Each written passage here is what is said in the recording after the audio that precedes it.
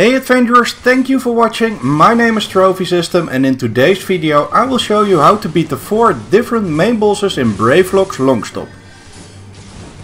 To start it off we have the first main boss. As a tank, make sure to face it away from the rest of the party, since this boss will do a cone-shaped AoE attack in front of itself. Next to the main boss a couple of smaller adds will spawn as well. As a tank, try to take their aggression as soon as you can. The adds will use cone-shaped AoE attacks as well. Try to dodge the attacks since they have different status effects on you when you get hit by it. When you do get hit by an AoE attack, the healer can remove the effects you're having.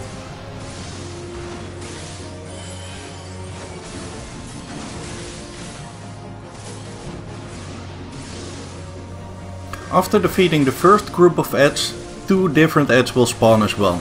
It will spawn at 50% and later when the boss is down to 25% of its health.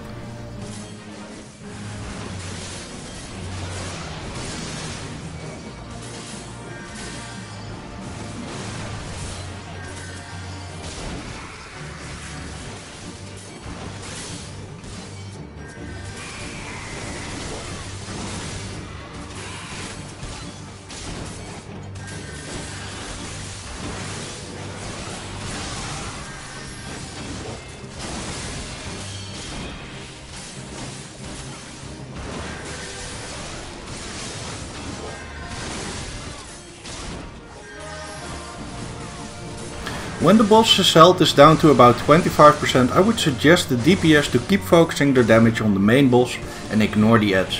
When the boss is defeated, the adds will disappear as well.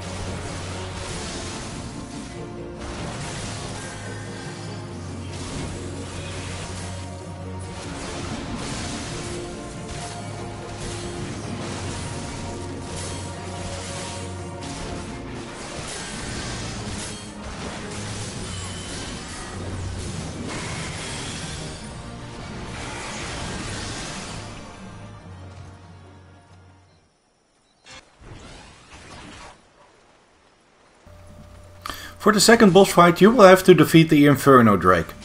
As a tank, grab the boss's aggression and keep your camera focused on the entrance of the arena. When the boss's health is down to about 75%, a second Drake will spawn at the entrance of the arena.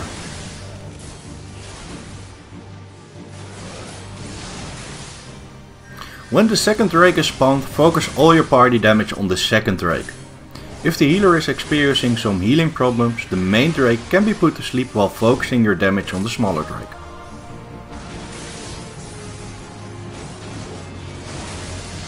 Defeat the smaller Drake first and return your focus on the main boss after defeating the smaller Drake.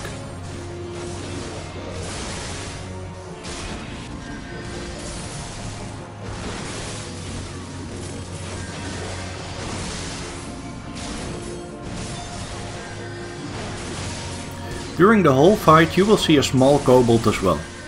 This kobold is saying it will try to help by using his firebombs on the drakes. When the kobold uses his firebombs it will provoke the drake, resulting in a chase after the kobold. When the kobold is being chased he will move to one of the party members who will be hit by the main boss's fire breath.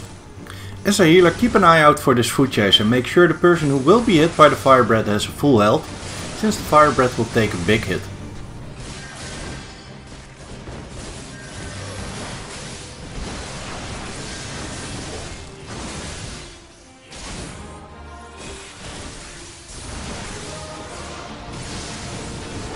When the main boss used his fire breath attack, he will focus his damage on the tank again.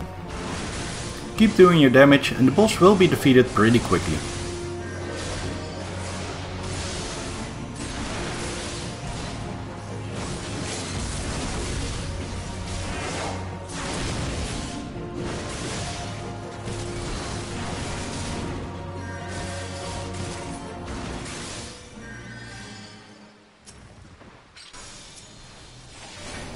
With the third boss, have the tank facing the main boss away from the rest of the party. When you are a healer or a ranged DPS, I would advise keeping your distance from this boss.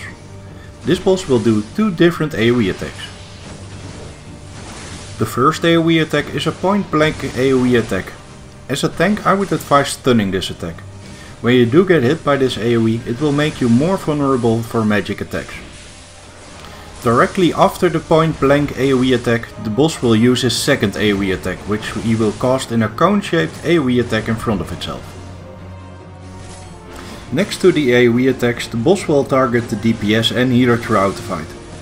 For this he will use two different attacks again. The first attack is called Bog Bubble and will deal magic damage to the person hit by this attack. The second attack the boss uses will trap the person hit by it in a bubble. When the person is trapped, it is extra vulnerable for the Bog Bubble attack and it will prevent the person trapped from doing maximum damage and healing. Next to those status effects, it will cause damage over time on the trapped person as well. When you see one of your party members is trapped, have the healer and DPS that isn't trapped attacking this bubble in order to free the trapped member. When the boss's health is down to about 25%, a new boss will be landing in the arena. This boss will use two different attacks as well. The first attack is an AoE attack directly in front of itself. This AoE attack can be stunned in order to disrupt it. Next to this AoE attack, the boss uses an attack called Salavious Snap. This attack causes poisoning to the person hit by it. When the dragon's health is down to about 75%, it will take off and prepares itself for the final boss fight.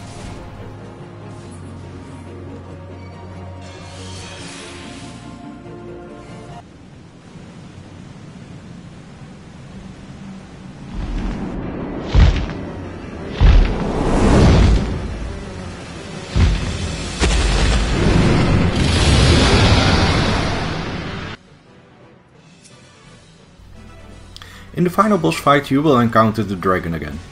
Just like the last fight, the boss will use his AoE attack directly in front of itself and the Salavious Snap attack. The only thing different in comparison to the last fight is the Toxic Vomit ability. When starting the fight, I would suggest fighting the boss near the edges of the arena throughout the fight. When the dragon's health is down to about 50%, it starts using his Toxic Vomit attacks. When healing this dungeon, have the poisoning effect removed from party members as soon as possible. The poisoning effect stacks up every time a player gets hit, resulting in a lot of damage over time.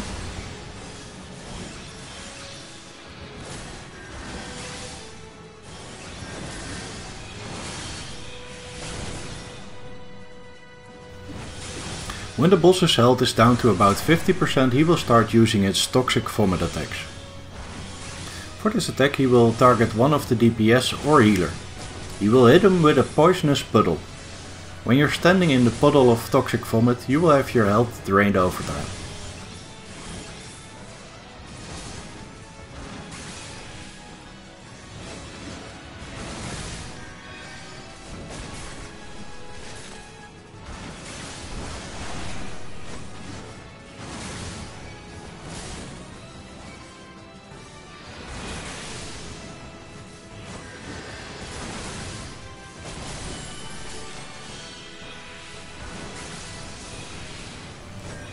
When the boss is standing in one of the toxic vomit puddles, it will regain some of its health, so keep an eye out on its positioning and reposition when needed. When the boss is down to about 33% of its health, it will enter his final phase. In this final phase he will use a new attack called Granite Rain. The Granite Rain will throw back party members hit by this attack. Next to the Granite Rain, the boss won't use any new mechanics you have to tackle. Keep doing your damage and bring it down.